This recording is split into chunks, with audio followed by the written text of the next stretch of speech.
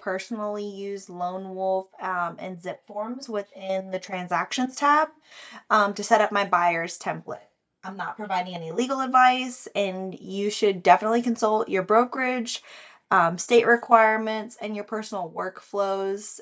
They may be different, so always check with your brokerage for compliance before implementing anything that you see here. Also, this training is going to be based off of my experience and best practices, and it's meant to help you be more efficient in your day-to-day business. With that being said, let's jump right in. So starting in MLS United, we're going to go over to Transactions Lone Wolf ZipForms. You're going to be relocated to your dashboard. A lot of these will be popped up for you. I have them minimized to protect some client information. Where we're going to start is up here at the top. You're going to click Templates, Forms and Checklists. You're going to go over here to select New. Since we're doing a buyer's packet, we're going to do it as a new purchase. I'm going to name this my buyer's packet.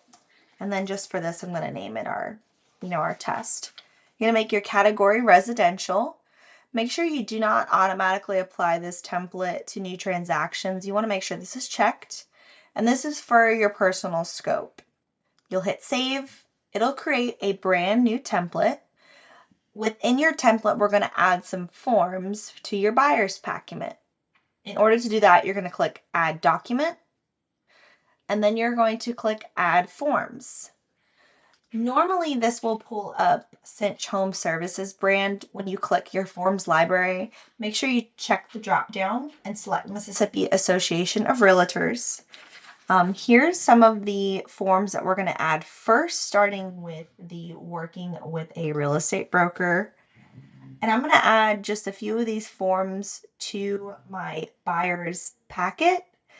And then I'm going to show you what that kind of looks like. Now, for our brokerage specifically is why I am adding these forms. So next, I'm going to go over to our exclusive buyer's agency agreement.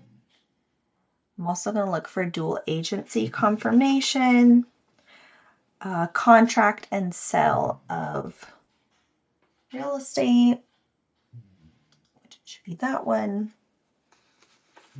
Inspection contingency, notification, and amendment. And then we want to add an amendment to the contract as well.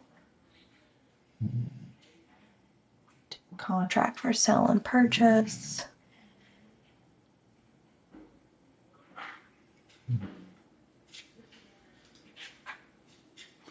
And then the FHA.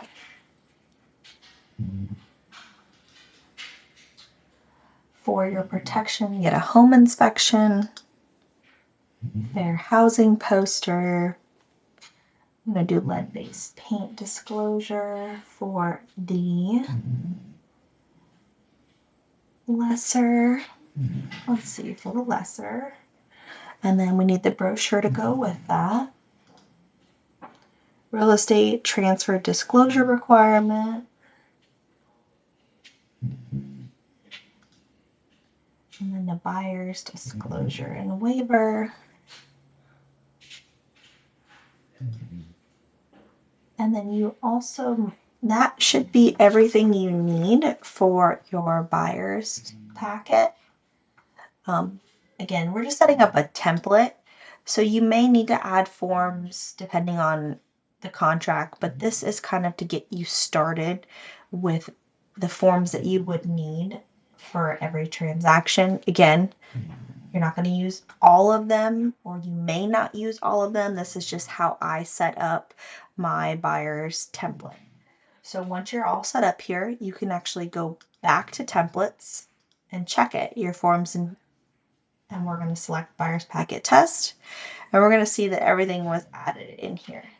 Now, if you ever wanted to remove anything, you just click actions and delete. You could also preview it. You can print a blank copy of it, but your template is now set up within your dashboard. So now let's say we wanted to use our template. So we're going to do a new transaction, and it would be for purchase. And we're going to do residential. We'll do a test account. And then here is where you're going to select your template. So we just made this buyer's packet test. We're going to hit save.